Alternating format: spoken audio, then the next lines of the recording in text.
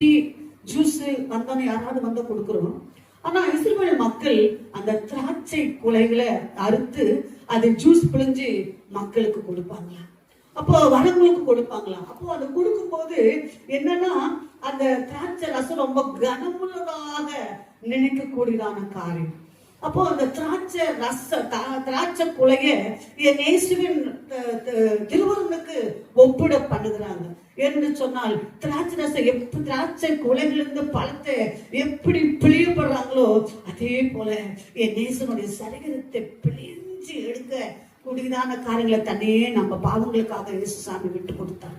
அவர் விட்டு கொடுத்தபடினால்தான் இன்னைக்கு தேவனுடைய நாமத்தினால நம்ம பாவ மன்னிப்பு நிச்சயத்தை, பரலோகத்துக்கு போகிற நிச்சயத்தை நமக்கு தேவனை கட்ட தருகிறார். அப்போ வீட்டோரங்களில் கனித்தரம் திராட்சை கொடியை போல இருக்கிறான்னு சொன்னால், ஒரு திராட்சை கொடி படர்ந்து இருக்கும். அதை கட் பண்ண சீக்கிரமா கிழக்கு வடக்கு தெற்கு மேற்கு பரம்பி அது வளருமா.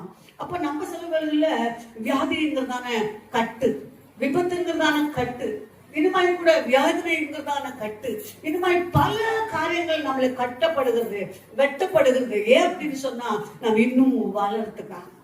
உபத்திரம் படுகிறவனுடைய உபத்திரத்தை தேவனை கர்த்தர் அற்பமாய் நினைக்கிறதே கிடையாது.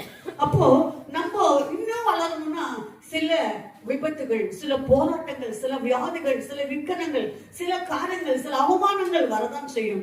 ஆனால் வேதம் சொல்லப்பட்டிருக்குது, சோதனையை சகிக்கிற மனுஷன் பாக்கியவான் என்று சொல்லி. அப்போ நம்ம பாக்கியவானா இருக்கிறோம்னு சொன்னா, கர்த்தருடைய நாமத்தினால நம்ம வியாதிகள் வரும்போது, விக்கனங்கள் வரும்போது இயேசுவினுடைய பாடுகளோடு நாம் இணைந்து கொண்டால் அந்த வேதனை, அந்த துக்கம் நம்மளை ஒன்று செய்யாது. அதுதான் பவுல் சொல்றாரு, நான் கர்த்தரை முன்பாக வச்சுட்டேன், நான் அசைக்கப்படுவதுன்னு சொல்லி. அப்போ கர்த்தரை நம்ம முன் வைக்கும் போது எப்பேற்பட்ட பிரச்சனைகள் வந்தாலும் அவர் பார்த்து கொள்வாரு. அவர் என் கூட இருக்கிறாரு, அவர் என்னை கைவிடவே மாட்டாருங்கிறதான நம்பிக்கையும் சமாதானமும் நமக்குள்ளாக இருந்து கொண்டே இருக்கும்.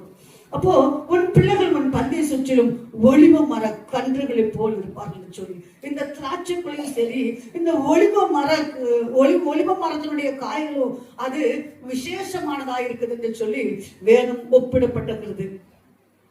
அப்படின்னா இந்த ஒளிவ மரம் பார்த்தீங்கன்னா அதுல இலைகள், அதன் காய்கள் எல்லாம் எண்ணெய் எடுத்து அந்த நம்ம சரீரத்துல பூசும் போது எப்பேற்பட்டதான அந்த அம்மத்தன்மா இருந்தாலும் சரி, அல்லது காயப்பட்ட வடுவா இருந்தாலும் சரி, அந்த ஒளிவ ஆயில போடும் பொழுது அந்த ஒளிவ ஆயில் அந்த முகத்துக்கு முகக்களையும், திராட்சை ரசம் எப்படி முகக்களையும் உண்டு பண்ணுதோ, திராட்சை ரசம் எப்படி குடல்களில சுகம் அதை